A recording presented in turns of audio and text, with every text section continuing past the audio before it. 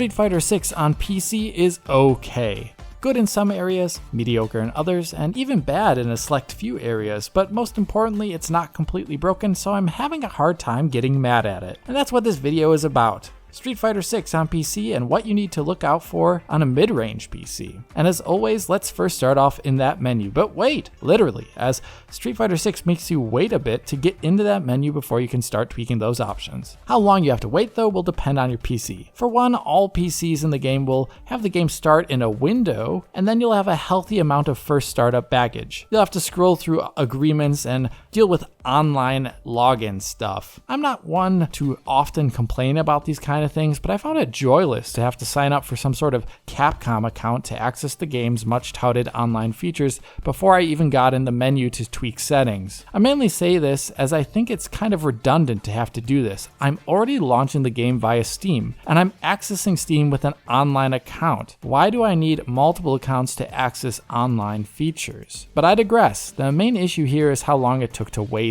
to get into the game to start tweaking the settings and get out of that default windowed mode. It took me around 15 minutes or so before I got user control on a high-end PC. On a less powerful PC, you may actually have to wait a little bit longer to get in game, but for a different reason. Upon starting the game with a PC equipped with a Ryzen 5 3600, the game prompted me with the choice to precompile shaders, and I did. This is actually a really interesting design here in Street Fighter 6 that I kind of like. On the 12900K, this prompt never showed up, so I never precompiled shaders there, and we can see hints of why in the game's options menu. There's an option to turn on or off the pre-caching of shaders, and it defaulted to off on the 12900K system, presumably because the 12900K has enough threads and speed to precompile on background threads on the fly without causing stutters. But it probably wouldn't work on the Ryzen 5 3600, hence why the game detected it as being under spec most likely and prompted for a pre-compilation to occur. Either way, the pre-compilation on the Ryzen 5 3600 took around 11 minutes. And when I finally got in game, I did see that the shader warming on startup option was logically set to on. In theory, this is interesting design, and it could be great if it worked, but in practice, there are still shader compilation stutters on the 12900K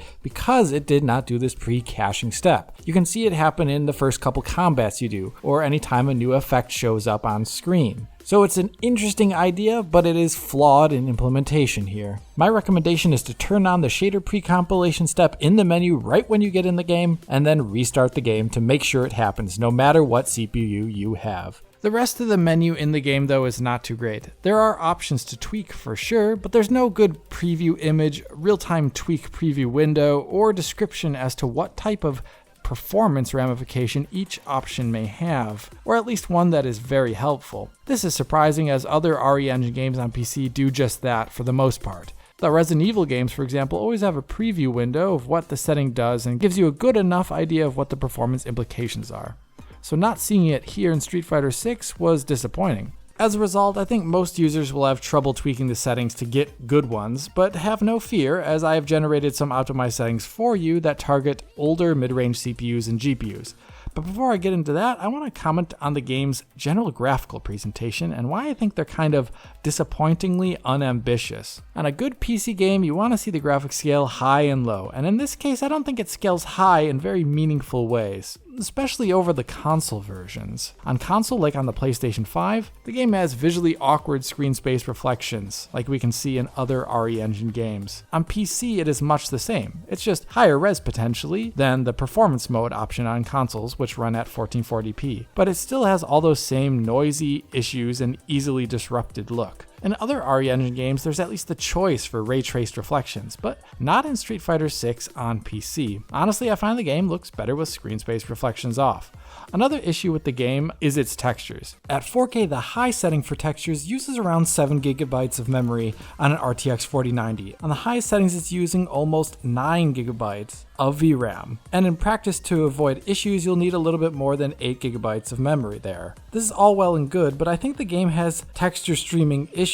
Check out these options next to PlayStation 5. The very high settings texture quality tends to obliterate the quality found on the PlayStation 5 version. But really, do you think those textures on the PlayStation 5 version are really representative of what that console is capable of? I would say no. And in fact, looking at the textures across the game, like those we see on this truck here, it looks like the textures aren't loading in on either version, regardless of the settings. Doesn't this truck look like a PlayStation 2 style texture to you? Long story short, this game is lighter on VRAM, but I think its texture quality on the consoles doesn't really make any sense, and the texture quality in general doesn't really make too much sense. Beyond textures, other visuals are scarcely different than those found on consoles. Shadow quality, yeah, that looks much the same as the max setting on PC. Same with the NPC animation quality at a distance. Yep, it's still bad across both versions, where NPCs at around 4 meters away just kind of go to half-rate animations or even lower. In the end, the PC version really only exceeds the console versions in resolution, texture quality, anisotropic filtering quality, geometric quality, and of course potentially performance depending upon the components in your PC. Due to the game's lackluster graphical ambition, it does run pretty well though in most scenarios, but due to the game's social aspects like the Battle Hub or World Tour mode, you still will need optimized settings to get by on a mid-range PC.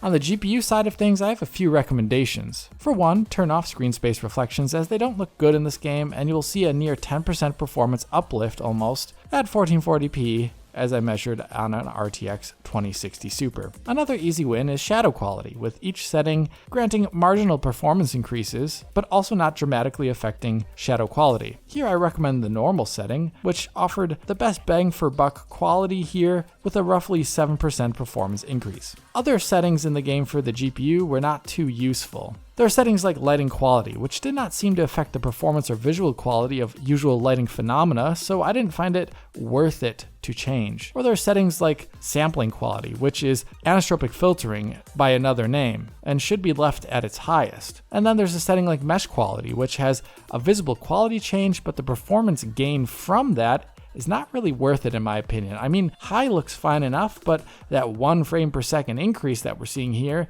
isn't exactly impressive. So for the rest of the settings, I recommend their highest values. CPU related settings are a different story as they can have a larger effect, specifically in the World Tour or Battle Hub areas. In the Battle Hub, for example, just running around with max settings, CPUs like the Ryzen 5 3600 will be thrashed by the amount of potentially animating players in that area. Load balance is okay while it's happening, but it is a bit easy to see at times how one thread could be going a lot harder than others. To counteract the CPU burden that we see here on the Ryzen 5 3600, for example, I recommend dropping the player count setting to 40 players on a mid-range CPU like this. That saw a near 40% performance increase while keeping the area still nicely populated. The setting at 20, on the other hand, doesn't look as good, and I recommend only for the lowest end CPUs. The second setting to look out for in World Tour mode is the NPC setting. Now, even the highest crowded setting for NPCs will see them loading rather close to the camera and still animating rather poorly. But on a mid-range CPU, even this setting can cause some performance issues at times, so I recommend the standard normal option for NPC density to help prevent any FPS drops below 60 FPS while in World Tour mode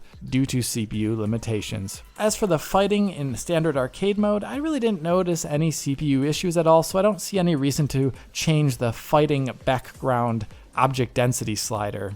Arcade style fights in this game are actually the things that are lightest on the CPU and GPU. In the end, my optimized settings look like this. A few minor cutbacks to visual quality, and a few cutbacks to CPU related settings, but mostly we're still running at maxed out settings here. Now the performance gain from my optimized settings will depend on the mode, but here in World Tour mode, we can see a Ryzen 5 3600 paired with an RTX 2060 Super at 1440p getting a healthy 12% average performance boost while using my optimized settings and traversing the game world versus maxed out settings. I think that's enough to guarantee a rather consistent 60 FPS most of the time. In terms of other options, I recommend turning on input delay reduction, which in my experience did not have an effect on gameplay performance on any of the stages I tested out.